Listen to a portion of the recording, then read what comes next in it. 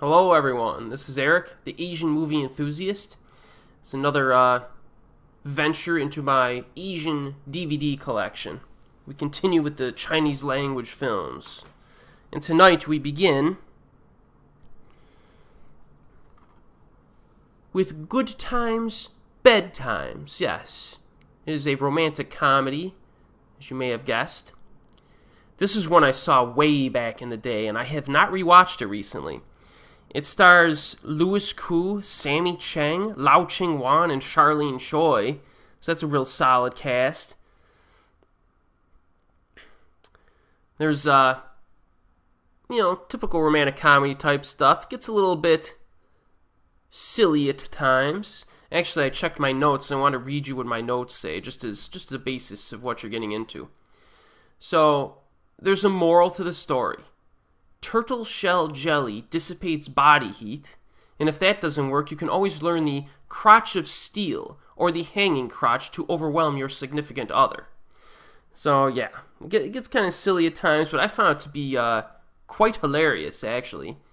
Good times, bad times, good cast, and apparently it must be a pretty entertaining film. I definitely got to rewatch this because I forgot some of it. Alright, our next film here is a classic.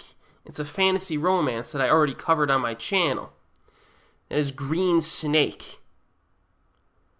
Alright, you got Maggie Chung and Joey Wang and Zhao Wenjiao. So again, this one is the fantasy film where it has certain similarities, I guess, to a Chinese ghost story, but I think this one's better, actually, to be perfectly honest. Directed by Choi Hark. You basically have two snake spirits, I guess you could say, that look like human women. And, they tangle with I think a Buddhist priest or something like that. So, it's a very cool flick, very unique. It's got a lot of good dramatic impact to it. Some of the set designs are just fantastic. If you want something a little different that's still high quality, this is a good option. I really enjoy this one. Check out my review on my channel. I think this is a very good flick. And that leads right into another very good flick that begins with green, and I also covered this one on my channel already with a review. Is Green Tea. This is my favorite romance film that I've ever seen. You got Zhao Wei and Zhang Wen, who will soon appear in the Rogue One, actually. He's the second, I guess, Chinese actor in addition to Donnie Yen. And actually, Zhang Wen, judging by the previews, looks like he's going to kill a lot more people than Donnie does in that one. So I'm kind of interested to see him, break out that big gun and just lay waste to the bad guys. But for Green Tea, this is one of those films that I like to watch a lot of times in the springtime with a big glass of hot green tea. Christopher Doyle was the cinematographer on this. If you don't know who Christopher Doyle is, you should, because he's one of the best cinematographers in the business today. His films that he works on always look great. And this has some of the best dialogue you'll ever hear in a movie. This is just fantastic. Love this one. Green Tea. Watch it if you haven't already. Oh dear. We got another class. We're hitting some classics today. You got Green Snake, Green Tea, and we move right into the John Woo classic, Hard Boiled. Look at Chow Yun-fat there. He's ready to just blow somebody away, and he's about to. This is one of the first John Woo films that I ever saw. It might be the first. I actually rented this at Blockbuster when it was still on VHS, like 15 years ago. And I totally fell in love with this. Within the first 10 minutes at the tea shop scene, I guess you call it. Oh my goodness. That seemed right off the bat, this movie's going to be freaking awesome.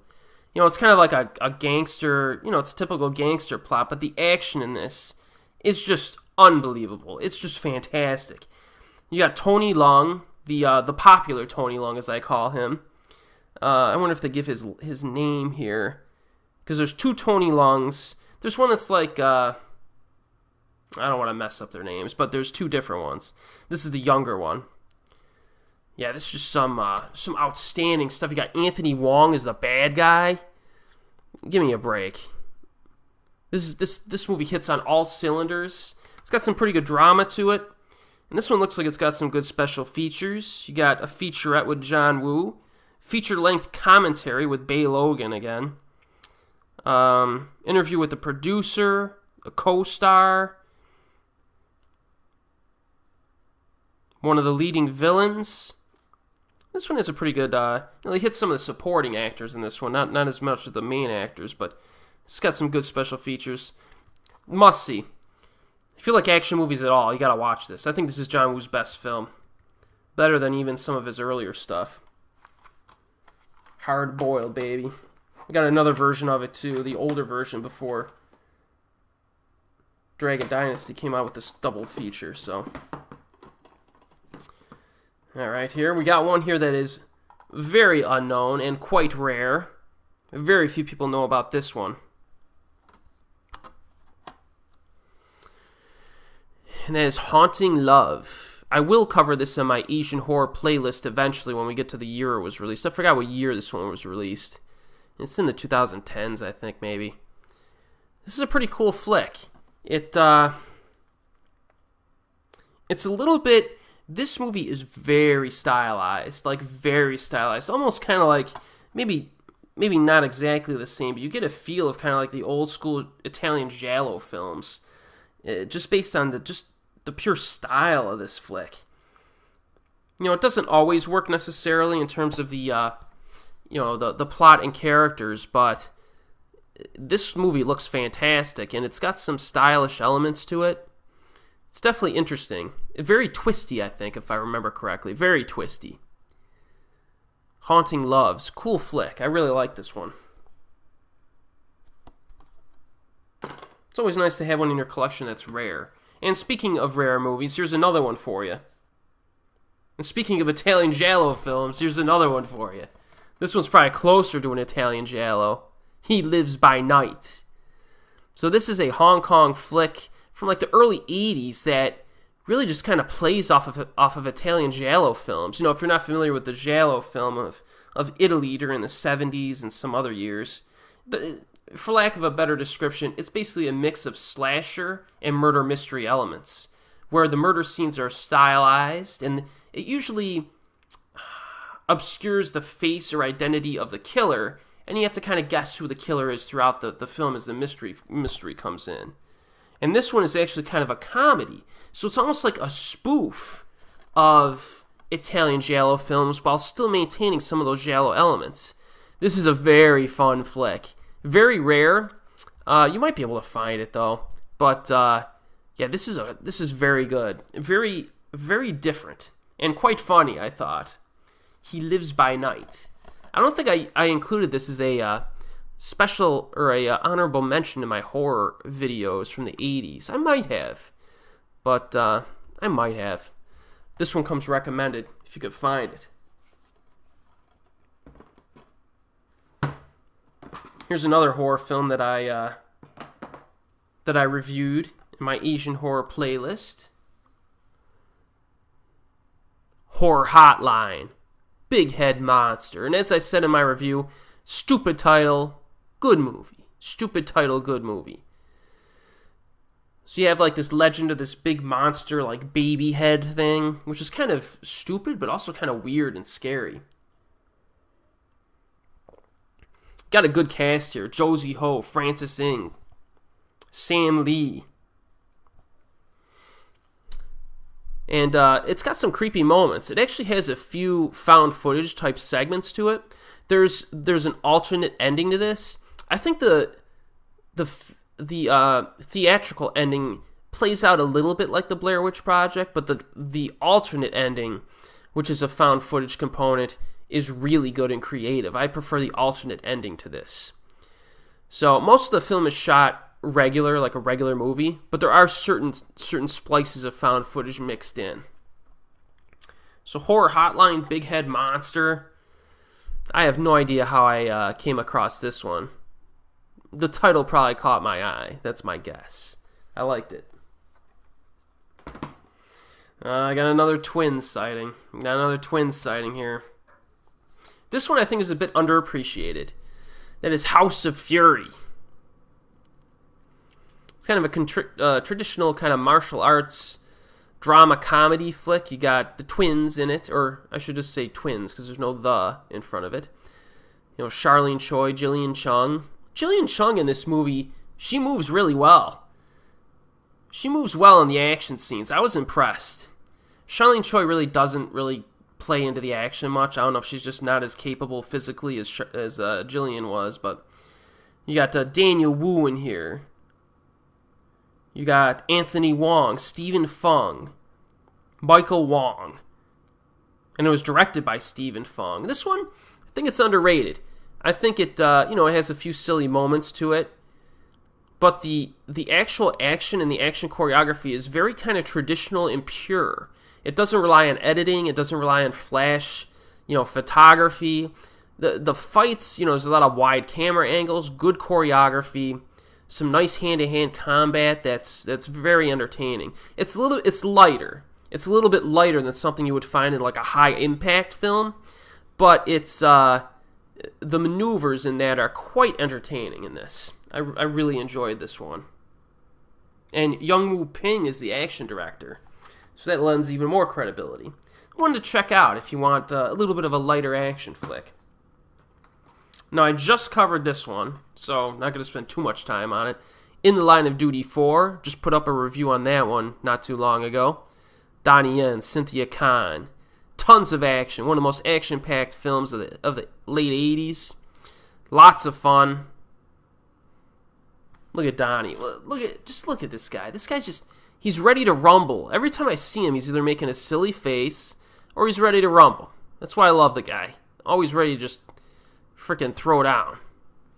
Yeah, In the Line of Duty 4, you really should watch it if you're into martial arts flicks. Especially ones that take place in like urban contemporary environments. And then we got a trilogy here. Maybe I'll finish off the video with this one since I'm done with box 1 after these 3. One that a lot of people know about, Infernal Affairs. Not sure what's going on with this DVD cover or what they were thinking. This chick, I don't think is in the movie at any point. Why does she have a gun? I don't know. False advertising, but the movie's freaking fantastic anyway. Definitely one of the best crime drama suspense flicks of all time right here. It's one of those flicks that just grabs you right from the start and just doesn't let go. Really, really well written. I love the writing in this one. Really good. Fantastic cast, obviously. It's just loaded to the brim with great stuff. Even Erik Sang, who does a lot of comedy. Erik Sang is a great bad guy in this. Really good. There's some bonus features here. You got behind-the-scenes look, making of, some trailers. A few special features, not a lot. But yeah. So, Infernal Affairs is highly recommended. Now, the sequel is very underappreciated and underknown. Infernal Affairs 2, which is almost as good as the first one. Not quite, but it's a very different beast. It relies less on suspense and it's more of a traditional crime drama. This is not a sequel, it's a prequel. And they use some different actors for the younger versions of the actors we see in Infernal Affairs. So you definitely want to watch Infernal Affairs first, and then watch this one like the night after or the same night. It would make a great double feature. But you definitely want to watch this one second, even though it's a prequel, because otherwise you'll get kind of confused if you take a while to watch this one after the first one, because you won't remember all the details. This is very detailed, a lot of references to the first film, and it adds more depth into the first movie, which is saying something. Very good flick. Now, one of the lead actors here, come on, what's his name? Come on. Oh, Edison Chen. Okay. Edison Chen. This is one of those films where he actually gives a credible performance. You know what I mean? I kind of miss this guy. You know, his career was completely destroyed by a scandal that occurred in the late 2000s. kind of his fault. But there was a few actresses that were negatively affected by that too. But he was always kind of written off as just a poppy, mediocre actor. But he did have some good performances, and this is one of them. So Infernal Affairs 2, I definitely recommend. If you're a fan of the first one, check this one out. On the other hand, you have the black sheep of this trilogy, Infernal Affairs 3, which was just downright terrible. I was totally surprised at how bad this movie is. This movie's bad. It's so freaking sloppy and disjointed. So the storytelling structure of this one, some moron decided to carve this movie up into like 5-minute segments or 10-minute segments, and it tells you like the day and the time or something. I think that's how it went. That's how I remember it. So you get like a 5-minute sliver that somewhere happens in like Infernal Affairs. Then you'll have a 5-minute sliver that happens after Infernal Affairs. This is what happened to this character. Then you jump back 5-minute sliver before Infernal Affairs 2. And it's just like, I don't care about any of this. It's like watching a combination of deleted scenes as a movie. And I think this ruins the ending of the first film. What they choose to do, I'm not gonna spoil it for you, but they make a decision to end a character's story that was still kind of open at the end of the first one, and it's freaking terrible. It totally misses the point of the first freaking movie. This pisses me off. This movie's terrible, and I bought it as part of the trilogy, but terrible. So that's it for tonight. On an angry note, we'll continue next time, and as always, we'll see you next time.